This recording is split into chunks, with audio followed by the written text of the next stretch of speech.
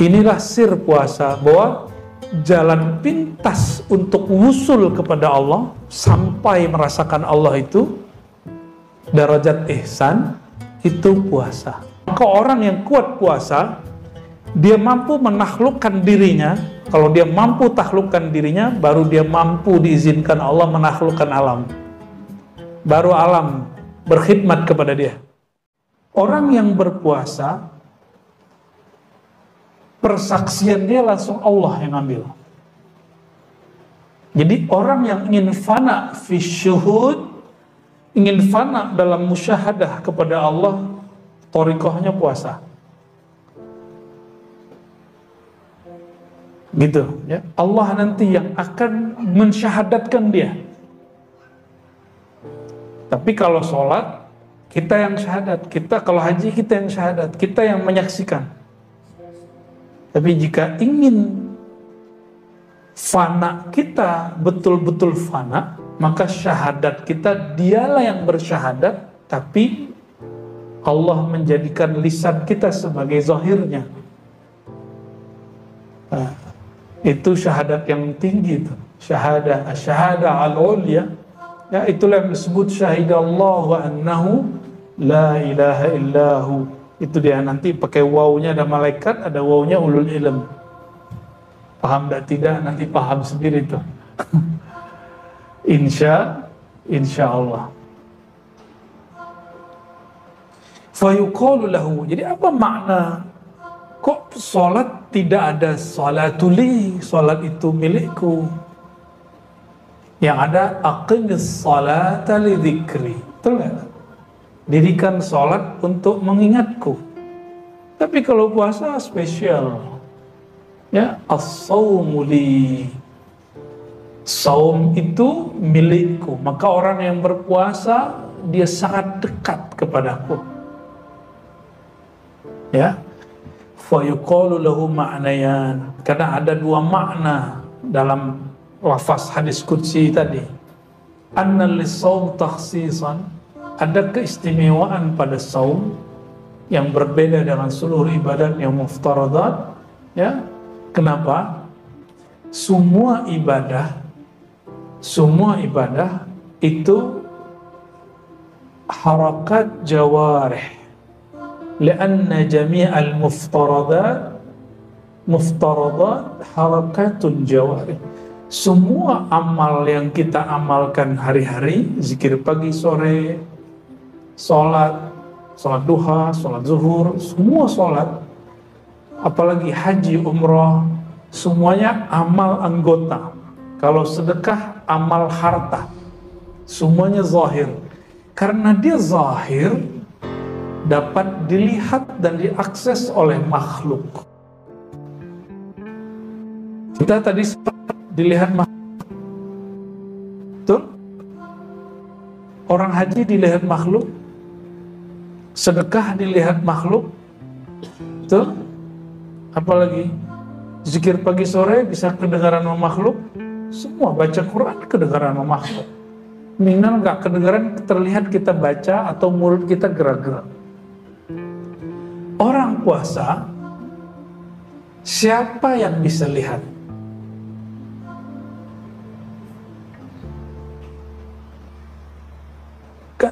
Jam 9 semua orang nggak ada yang makan, nggak ada yang minum misalnya, kan bisa aja dia ngaku dia puasa padahal dia nggak puasa. Coba rasakan, ingat-ingat di rumah kalau kita puasa nggak ada orang, nggak ada siapa-siapa, tidak ada yang berani nyeduh teh. Kenapa? Tidak ada yang berani buat kopi. Why? Kenapa? Padahal tidak ada CCTV, tidak ada yang akan mengkoreksi kita, nggak ada sama sekali. Lalu kenapa kita terus puasa? Padahal tidak ada yang ngawasi. Inilah sir puasa, bahwa jalan pintas untuk wusul kepada Allah sampai merasakan Allah itu darajat ihsan, itu puasa. Maka orang yang banyak sholat kurang puasa, sholatnya kurang khusyuk. Coba cek. Antum puasa hari ini, tadi misalnya kemarin hari Senin atau hari Kamis. Kalau puasa coba jalan keluar, naik motor atau naik mobil, terus melihat orang buka aurat, berani nggak terus memandangnya? Padahal tidak ada yang melihat. Kamu ketahuan loh ya, matanya jelalatan, nggak ada. Mata kita tiba-tiba ditarik, jangan lihat, dan kita nggak mau lihat. Itu sir puasa. Ini yang disebut muraqabah. Apa sebutannya? Muraqabah. Jadi kalau mau cepat merasakan kehadiran qalbu, diperhatikan Allah, lazimu as-saum, banyak-banyak berpuasa. Ini sir rahasia orang berpuasa yang gak ada pada orang sholat, gak ada pada haji, tidak ada pada umrah, tidak ada pada sholat malam, tidak ada. Ini hanya milik ahlus saum, ya, orang-orang yang berpuasa. Tapi coba antum rasakan, malam tadi atau malam ini saya tidak berniat besok pagi hari Senin misal jam 7 perutnya lapar nggak? Bunyi-bunyi nggak perutnya? Ya, terus sarapan, nanti jam 12 bunyi lagi nggak? Ya, lapar lagi. Coba kalau kita puasa, kita katakan nawaitu shauma ghadin, aku niat puasa esok hari karena Allah. Besok pagi jam 7 lapar nggak? Jam 12 lapar nggak? Enggak. Jam 4 lapar? Enggak, nggak bakal lapar. Bayangkan niat itu di kolbu, tapi efeknya bisa tunduk seluruh tubuh. Seluruh anggota tubuh kita tunduk dengan kata-kata yang ada di niat. Maka orang yang kuat puasa, dia mampu menaklukkan dirinya. Kalau dia mampu taklukkan dirinya, baru dia mampu diizinkan Allah menaklukkan alam. Baru alam berkhidmat kepada dia. Maka kalimat yang disampaikan oleh Imam Ahmad bin Hanbal, man arafallah, siapa yang kenal Allah, ata'ahu ma siwallah, ya, atau khasyahu ma siwah, maka selain Allah takut kepadanya, takluk kepadanya. Jadi Imam Ahmad itu dulu pernah disiksa di penjara, dipaksa untuk mengatakan sesuatu yang bertentangan dengan akidah Ahlussunnah. Dipaksa oleh Algojo, ditelanjangi, sarungnya dilepas. Ini tanda kalau orang dulu nggak pakai gamis panjang kayak kita hari ini. Mereka pakai sarung. Sarungnya dilepas sehingga Imam Ahmad auratnya terbuka. Imam Ahmad masih pakai celana dalam. Cuma mazhab Imam Ahmad, paha dan lutut bagian dari aurat. Imam Ahmad cuma ngomong gini ke sarungnya, ya izari ittaqillah, wahai sarungku takutlah kepada Allah. Langsung sarungnya naik. Itu setiap kali Algojo mau narik, Algojo yang jatuh atau Algojonya ketarik. Maka si Algojo ada yang tobat tuh, sebagian jadi murid Imam Ahmad bin Hanbal, ya.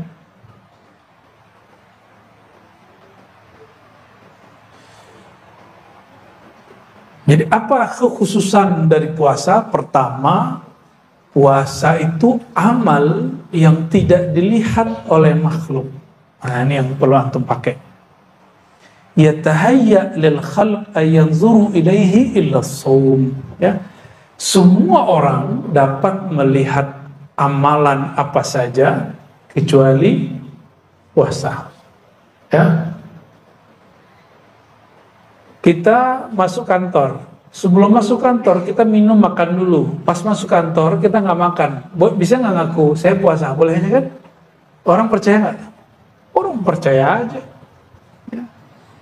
Tinggal lemes-lemes sedikit kan, wah capek nih gitu. Ya.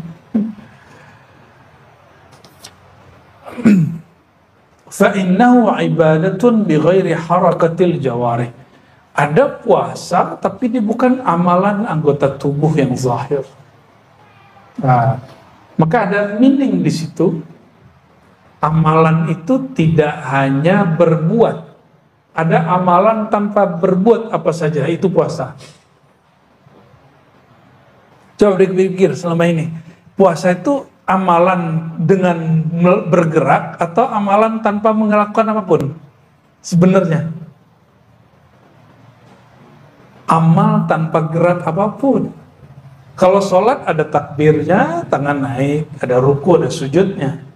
Kalau haji ada tawafnya, ada sa'inya. Kalau puasa ada apa? Bunyi perut? Tidak ada, ya. Maka as-shaum ibadatun bidunil jawarih. Itu puasa tanpa anggota. Oh, kan kita mengosongkan perut. Justru itu bukan amal, karena amalnya perut itu kalau dia mencerna makanan. Betul nggak? Jadi perut itu beramal dengan cara mencerna makanan. Sekarang perut antum diistirahatkan dari makan. Berarti dia beramal nggak? Baru sadar hari ini puasa itu amalan tanpa beramal. Amalan tanpa beramal. Sah? Ya, betul? Ya, baru ngeh. Ternyata itu perkataan para imam terdahulu. Ya. Fasawm fa inna sawma amalun bighairi atau biduni jawarih. Puasa itu amalan tanpa gerakan zahir. Maka yang bergerak siapa sebenarnya? Niat. Niat di mana? Niat di mana? Fil qalb. Ini yang saya suka dari puasa. Jadi puasa itu menghantarkan orang awam sampai kepada kesadaran batin, kesadaran bertuhan tanpa dia sadari. Ya. Oleh karenanya salah satu simbol umat Nabi Muhammad SAW itu berpuasa minimal 1 bulan. Ya, minimal. Mau lanjut puasa Daud? Ya, Sayyidina Utsman, Sayyidatuna Aisyah puasa dahar, tiap hari puasa kecuali hari yang haram. Imam Nawawi hampir setiap hari disebut puasa, tapi dia nggak disebut puasa, hanya dia yang tahu. Dia makan minum sebelum terbit fajar, lalu hanya makan minum lagi esoknya terbit fajar, sebelum terbit fajar. Begitulah terus. Jadi maghrib pun dia nggak makan, paling-paling dia cuma minum. Imam Nawawi, maka Imam Nawawi punya kitab hari ini diamalkan dan dibaca oleh hampir semua umat Islam. Pernah dengar Arba'in Nawawi? Nah, itu asbab dia punya sir puasa. Padahal kitab beliau ini bukan pertama, yang pertama bukan beliau nulis Arba'in. Oke.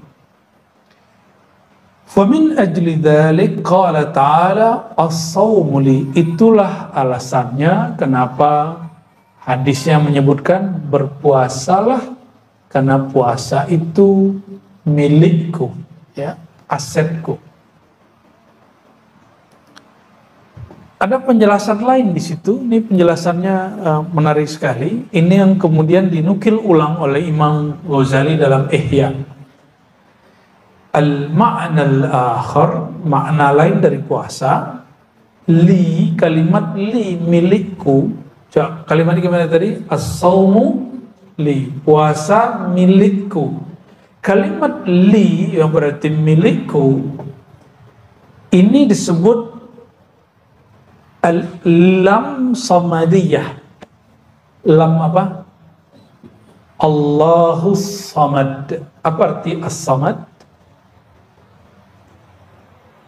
Samad itu bahasa Arab sesuatu yang tidak ada ruang di dalamnya, sehingga nggak perlu diisi. Syai' la jawfa fih, sesuatu yang nggak punya ruang kosong di dalamnya sehingga nggak perlu ditambal, diisi. Itu disebut samad. Maka Allahu samad secara harfiah sesuatu yang sudah sempurna, tidak memerlukan selain dirinya. Samadiyah itu sifat daripada Allahu samad, yaitu sifat Allah tidak memerlukan selainnya. Nah, coba tidak makan, tidak minum dari jam berapa? Jam 5 lebih kurang sampai jam 6. Minimal 13 jam. Ini di negara yang tropis, Khatulistiwa, kita puasanya 13 jam. Subtropis 14. Naik lagi ujung subtropis sebelum ke daerah kutub itu 16 sampai 18 jam, ada yang 20 jam. Saya pernah puasa 18 jam, pernah juga 20 jam. Pernah ngalamin lah ya.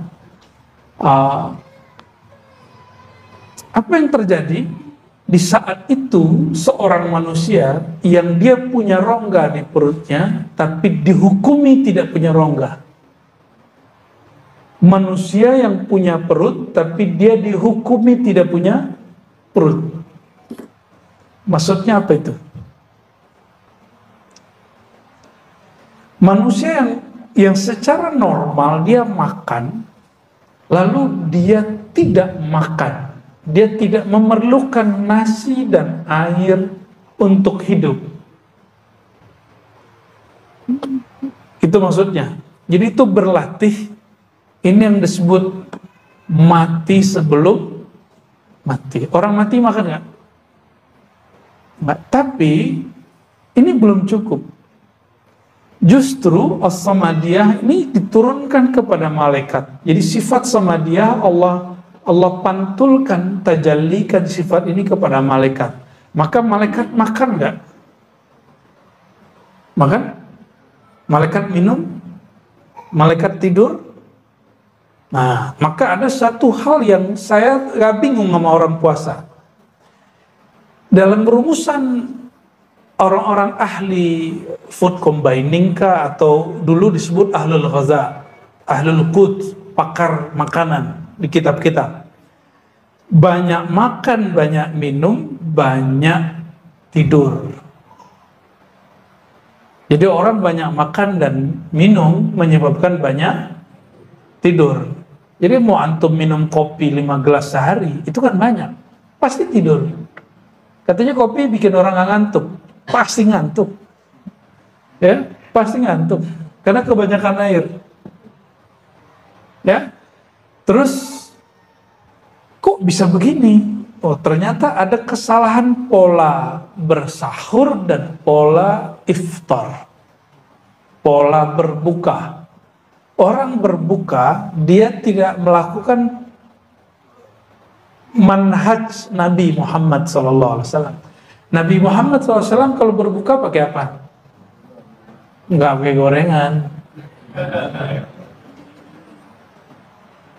Nabi Muhammad SAW pakai kurma, kalau tidak pakai apa?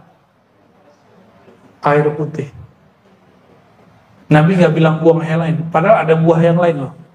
Coba tanya sekarang pakar-pakar kedokteran, pakar biologi, pakar-pakar food combining, mereka bisa menjawab dan menjelaskan sir kenabian. Yang tidak pernah ada nabi satupun menjelaskan ini kecuali Nabi Muhammad SAW. Maka secara ilmu fikih, berbuka dengan kurma dan air hukumnya apa? Mustahab atau sunnah. Tapi secara ilmu hakikat, itu hampir wajib. Kalau sayang ke badan, kalau sayang ke, dan nanti akan membuat orang tubuhnya stabil. Kenapa? Dalam waktu sekian lama kita tidak konsumsi apapun, kita memerlukan sesuatu yang manis. Dan manisnya normal, itu ada pada kimiawinya nabati. Itu ada pada kurma. Di zaman dulu kan tidak ada kurma di Indonesia, tidak ada kurma di Nusantara, di Malaysia, di Singapura, di Brunei nggak ada. Ada nggak? Maka coba cari padanan buah yang tidak terlalu asam tapi dia manis. Apa? Bukan pisang. Pisang itu asam. Jadi antum yang asam lambung jangan langsung berbuka dengan pisang, kecuali pisangnya direbus. Apa? Coba cari makanan.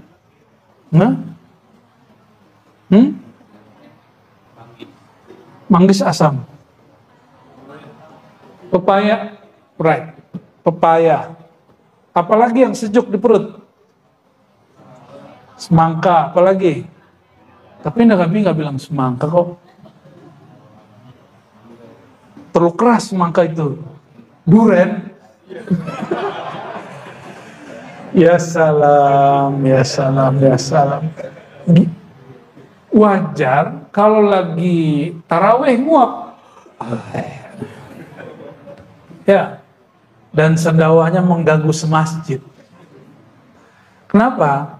Karena makan kolak-kolak duren.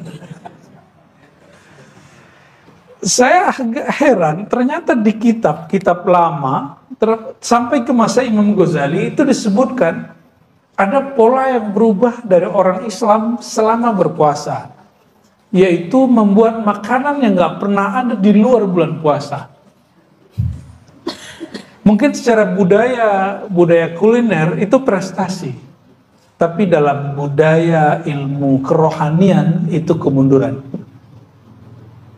Nah, gimana biar dia nggak mundur? Buat, tapi jangan berlebihan. Tapi mana ada ya?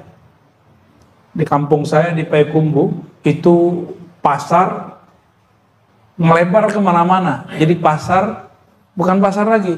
Sepanjang jalan raya itu menjadi pusat kuliner. Dari awal masuk kota sampai pusat kota sampai ke ujung kota itu lagi. Semuanya kuliner. Sampai ujung. Yang saya nggak pernah lihat di bulan ini ada bulan besok itu. Itu udah ditulis Imam Ghazali di kitab Siyam bab puasa di Ihya Ulumuddin.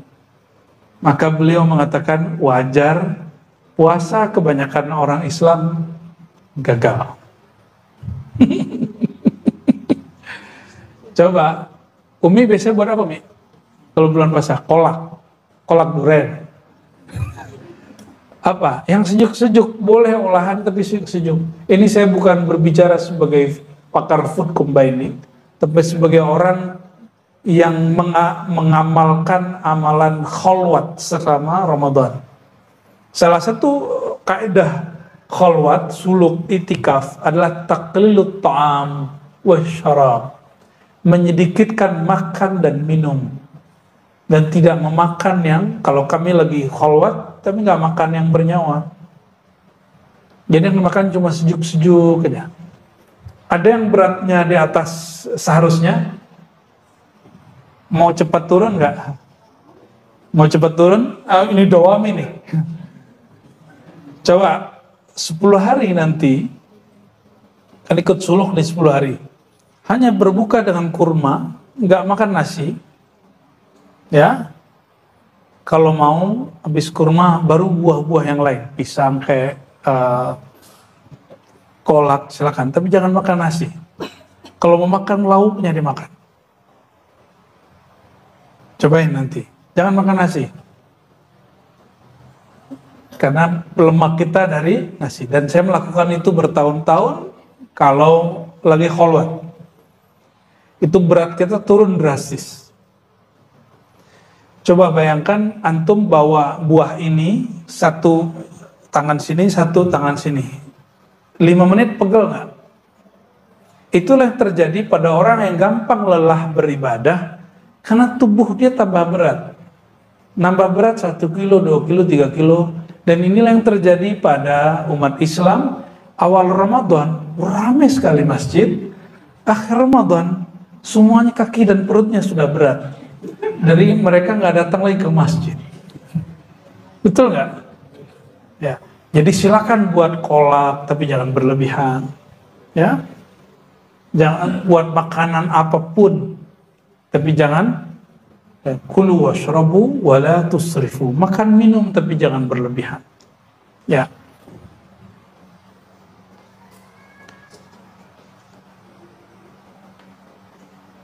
Nah, puasa itu sirnya adalah nama Allah As-Samad. Apa sirnya? Kalau sholat sirnya nama Allah Allah.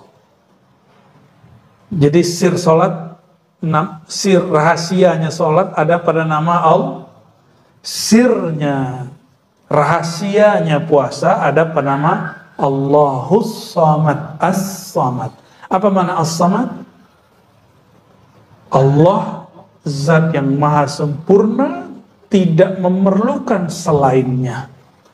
Sedangkan terjemahan Kementerian Agama yang lalu itu sudah direvisi, terjemahannya kurang pas. Itu terjemahan bukan terjemahan yang sebenarnya, tapi terjemahan tafsiriyah. Allah tempat meminta, itu kekeliruan dalam menterjemah karena hanya mengambil dari kitab tertentu tapi tidak mengolah kembali. Saya lihat beberapa sudah memperbaiki, ya. Jadi bukan Allah tempat meminta, itu keliru terjemahannya, ya. Terjemahan yang pas apa? As-Samad, Allah zat yang tidak memerlukan selain dirinya, justru selain dirinya yang memerlukan dirinya, dari Allah Subhanahu wa Ta'ala. Boleh diartikan Allah yang maha sempurna, tempat menggantungkan harapan semua makhluknya. Itu terjemahannya. Kalau mau diterjemahin yang tepat, ya. Jadi tidak semua terjemahan itu ideal. Banyak terjemahan-terjemahan yang janggal. Tapi ya maklum manusiawi, ya. Ini ada kalimat di sini, li'anna as-samad, karena as-samad itu huwa alladzi la jawfa lah. Samad itu artinya sesuatu yang tidak mempunyai rongga di dalam dirinya, wala yahtaj ila ta'am wa syarab, sehingga dia tidak memerlukan sesuatu untuk diisi, baik makanan ataupun minuman. Faman takhallaqa bi akhlaqi ujzihi ma la yakhtur ala qalbi basharin. Maka kalau dimaknai as-saumu li, puasa milikku, maka siapa yang berpuasa aku langsung balas dia. Terjemahan beliau, faman takhallaqa bi akhlaqi, siapa yang menirukan sifatku. Apa sifatku? Tidak memerlukan selain dirinya, ya. Maka ujzihi, aku balasi dia suatu ganjaran, satu balasan yang tidak terlintas dalam kolbu manusia, ya. Malam ini kita kembalikan lagi arti jaza kepada ganjaran, ya, karena masa kampanye dan pemilu sudah selesai. Jaza itu arti pasnya ganjaran, ya. Sebelumnya kita ganti balasan nunggu 14 Februari, ya.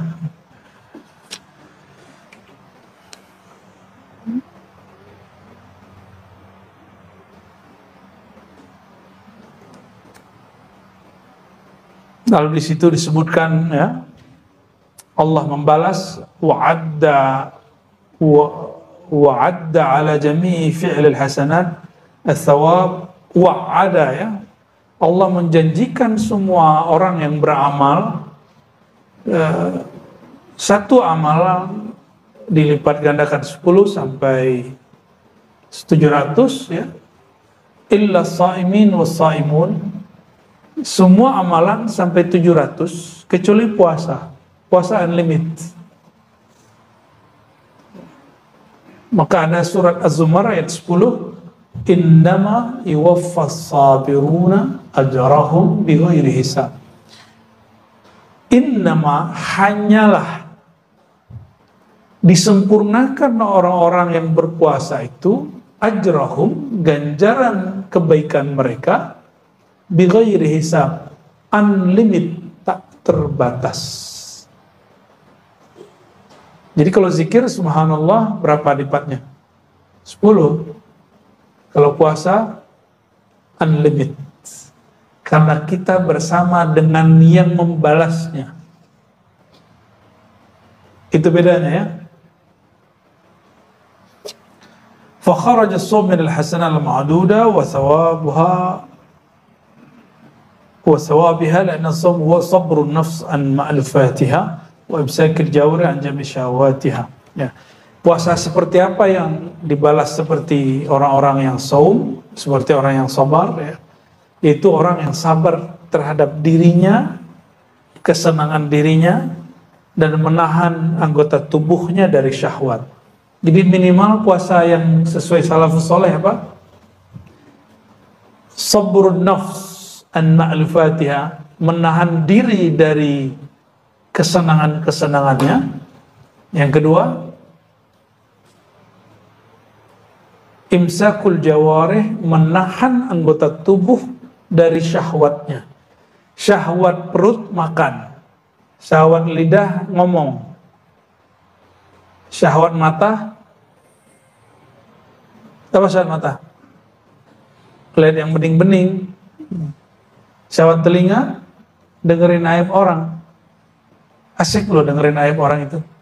Itu sebabnya pengamat politik itu laku, karena dia ngomongin orang terus. Itu sebabnya acara-acara gosip itu rame, ada aja, padahal ulama sudah fatwakan haram. Ya kan? Ulama sudah fatwakan haram, tapi masih ada. Karena memang fatwa ulama itu cuma untuk fatwa, nggak mereka ikuti, ya.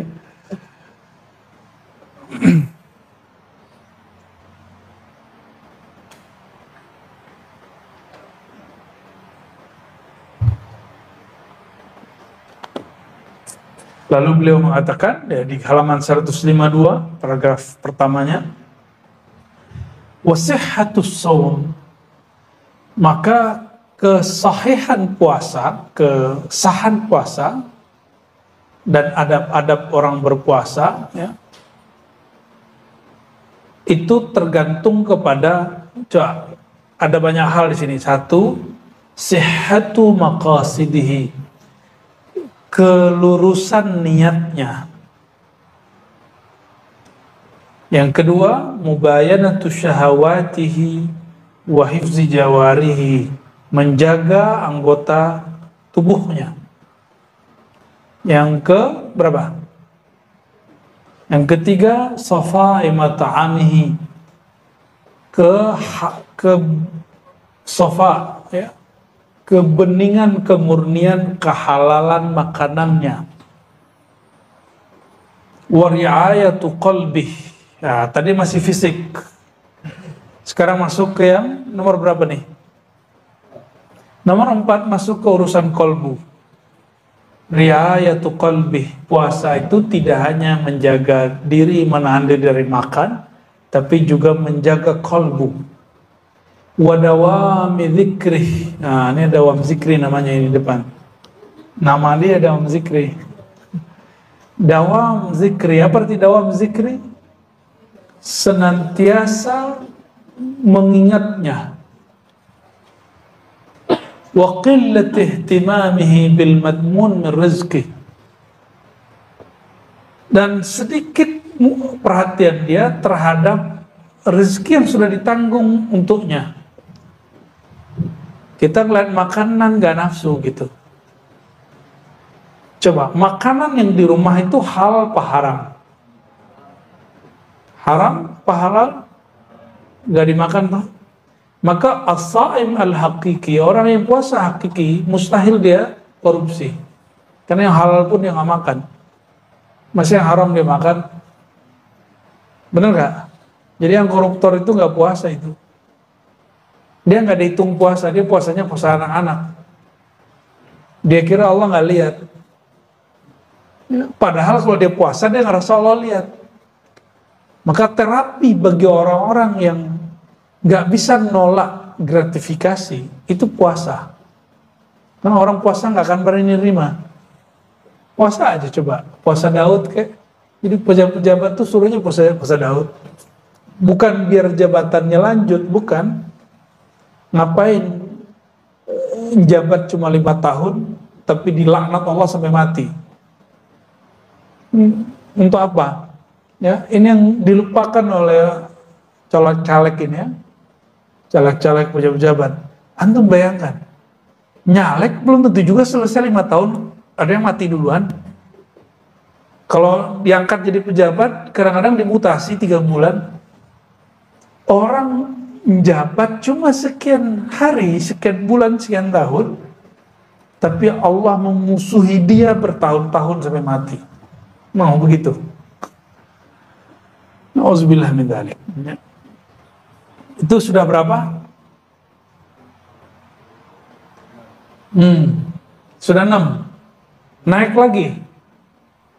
Ciri-ciri orang yang diterima amalannya, dia tidak merasa beramal.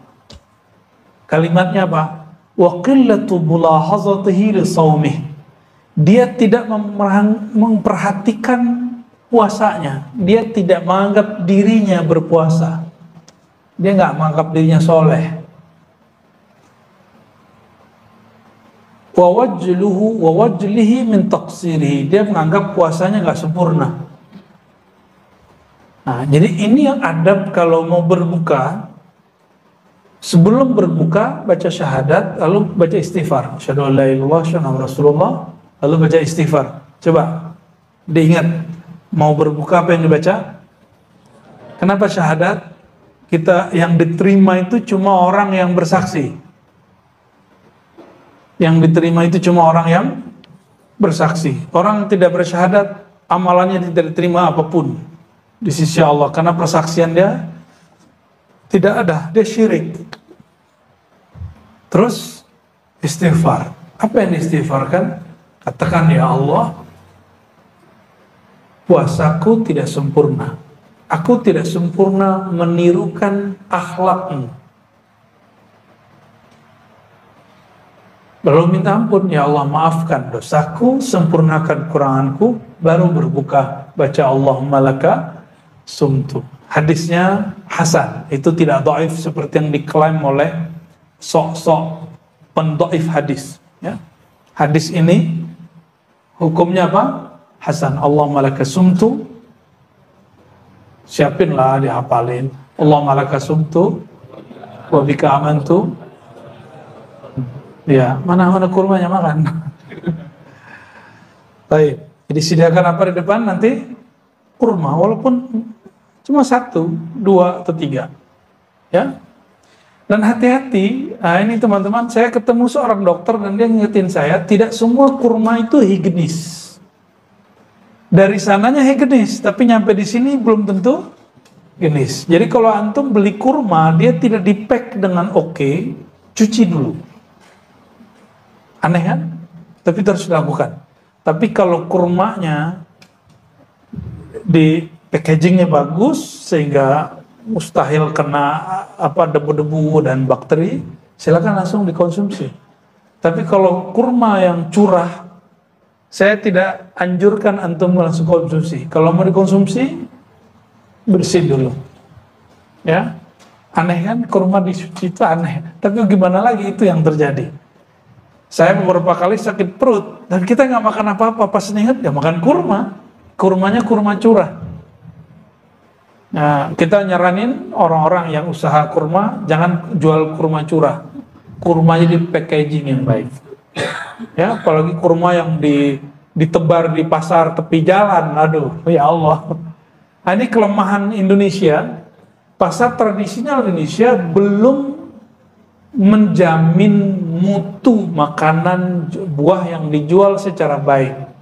Semoga teman-teman kita di kementerian itu memperhatikan itu, sehingga kita minat gitu belanja di pasar tradisional, ya, yang kemudian dijadikan pasar modernnya sama aja. Baik. Wal isti'anah billahi ala ta'diyatihi, minta tolong kepada Allah agar mampu menyempurnakan puasa. Berarti puasa itu tidak sempurna kalau Allah tidak. Jadi kalau antum sanggup puasa sampai terbenam matahari, itu ciri-ciri orang dibantu oleh Allah Subhanahu wa ta'ala. Itu kabar gembiranya. Kalau demikian, layakkah seorang hamba yang kenal hakikat puasa lalu minta balasan pahala puasa? Nah, kita mampu menyempurnakan puasa, izin siapa? Terus antum minta balasan gak sopan namanya. Itu gak sopan ya. Nah, di sini ada status dari puasa 15 hari, makannya cuma sekali. Kalau bulan Ramadan, makannya cuma sebulan itu sekali, dan malamnya cuma minum air. Ya, wa kana yuftir 'alal ma'il qura wahdahu kulla lailah. Setiap malam cuma minum air. Ada loh orang begitu. Nama imamnya siapa? Sahal bin Abdul At-Tustari, salah satu imam salafus saleh. Jadi kalau ada orang bilang itu bid'ah, bilang aja ente seleranya besar, ya nafsu makannya gede, jangan salahkan Imam At-Tustari. Itu imam besar itu ya. Wah, ini banyak sekali model-model puasa zaman dulu ya. Kita nggak usah baca semua. Nah, langsung ke puasa para sufi. Ya, puasa siapa? Halaman 103 bagian bawah. Fa ammas sufiyah, adapun para sufi dan fuqara al-mujarridun alladzina qata'ul halaiq, yang mana mereka disebut ahlu tajrid, yang sudah punya kesempatan full untuk bertorikoh. Qata'ul alaik, memutus kesibukan duniawi. Kalau tidak sanggup minimal 10 hari terakhir disebut i'tikaf ya. Nggak sanggup 7 hari, nggak sanggup 5 hari, nggak sanggup 3 hari, nggak sanggup 1 hari, nggak sanggup. Kayaknya perlu dipuasain tuh orang. Udah meninggal tuh orang tuh. Mati kolbunya sudah itu. Ya. Selevel Nabi masih iktikaf 10 hari. Ada yang sesibuk Nabi nggak? Nabi itu istrinya 11. Panglima perang. Direktur zakat. Pemimpin negara. Guru ngaji. Imam masjid. Ada yang sesibuk beliau? Ada yang sesibuk beliau? Kan gak ada. Jangan so sibuk lah ya. Saya sibuk tat. Ente sibuk apaan? Ya. Cuma sibuk begitu doang disebut sibuk. Nabi itu perang bisa gak pulang 6 bulan. Bayangan istrinya 11. Istrinya protes gak tuh? Gak bisa protes. Mau gimana lagi? Urusan Madinah siapa yang urus? Sahabat yang. Nabi sesibuk itu loh. Maka Nabi pernah gak pulang 6 bulan. Hanya perang, tiap hari perang dan masih puasa. Perang Uhud, perang pertama dalam Islam itu sembari puasa. Apa perang Badar? Ya? Perang Badar, perang pertama dalam Islam itu berpuasa. Saya gak bisa bayangin itu ya. Ini disuruh bertarung lagi puasa. Dan itu cuma ahlul badar yang sanggup begitu ya. Semoga kita mewarisi ruhaniyah mereka, amin ya rabbal alamin. Tarakul ma'lumat wa qana'u bima qasamallahu ta'ala lahum minal arzaq. Dulu kan gak ada gaji tetap, benar gak? Dan gak ada usaha online. Jadi mereka dulu kalau sudah masuk puasa atau 10 hari terakhir, semua kerjaannya ditinggal. Lalu mereka tawakal kepada Allah, mencukupkan dengan apa yang sudah mereka lakukan 11 bulan. Tapi 11 bulan itu cukup toh? Cukup gak? Kerja 11 bulan 20 hari untuk iktikaf 10 hari, cukup gak? Masa sih gak cukup? Liburan bisa 12 hari. Masa untuk Allah, untuk diri kita supaya happy, bersaadah, bahagia, hidup di dunia akhirat, kita nggak punya waktu. 10 hari terakhir pulang kampung tat. Ya, Kampung hakiki bukan di Sumatera, bukan di Jawa, bukan di Kalimantan, bukan di Sulawesi, bukan di Ambon, bukan di Papua, bukan di Bima, bukan di Lombok, bukan di Bali. Bukan.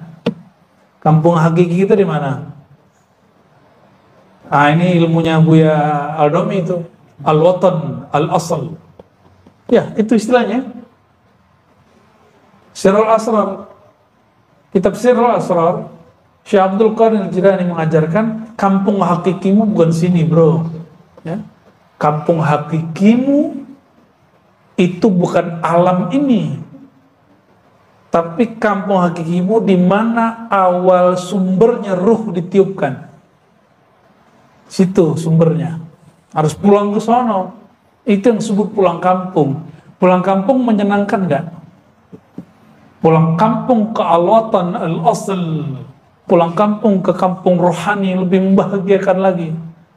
Pulang kampung, mungkin orang tuanya sudah meninggal, tapi Al-Watan Al-Asal itu ruhnya nggak pernah meninggal. Nah, yang di sono nggak pernah meninggal. Ayahanda ruh, induknya ruh nggak pernah meninggal. Saya sekarang pulang kampung sudah nggak ada minat. Kenapa? Ayah saya udah wafat 4 bulan lalu. Ibu saya udah meninggal sebelum pandemi. Paling ada cuma saudara. Kalau nggak ada surau suluk di kampung, saya nggak mau pulang. Kenapa? Surau suluk itu kenangan saya merasakan Al-Watan Al-Asal. Kampung yang asal muasal itu. Zahirnya surau, zahirnya zawiyah, ribat. Batinnya, rohaninya berpulang kepada kampung sejatinya. Ya, oleh karenanya, udahlah, nggak usah sibuk-sibuk mudik-mudik lagi ya. 10 hari terakhir itu sibuklah mudik ke kampung rohani. Sepakat ya? Cuma sayangnya kayaknya suluknya pendaftarannya sudah ditutup. Semoga tahun depan tempat ini bisa dijadikan, nggak usah nunggu tahun depan, karena suluk kita ada 4 kali atau 5 kali setahun. Jadi ada suluk Rabiul Awal, harusnya ada suluk Muharram. Suluk Muharram, suluk Rabiul Awal, suluk Rajab, suluk